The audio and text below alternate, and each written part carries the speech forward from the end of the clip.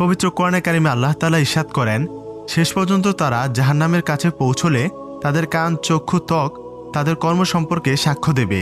মানুষ নিরালায় কোনো অপরাধ করে সহজে অন্য চক্ষু ফাঁকি দিতে পারে, কিন্তু অঙ্গ প্রত্যঙ্গকে কখনোই ফাঁকি দিতে পারে না।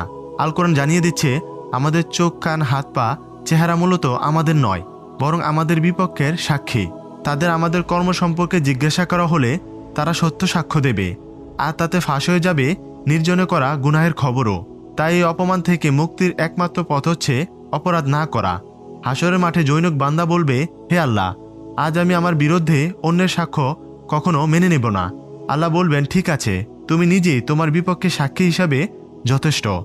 এরপর তার মুখে মোহর করে দেয়া হবে, আর অঙ্গ প্রত্যঙ্গকে বলা হবে তার কৃতকর্ম বর্ণনা করো।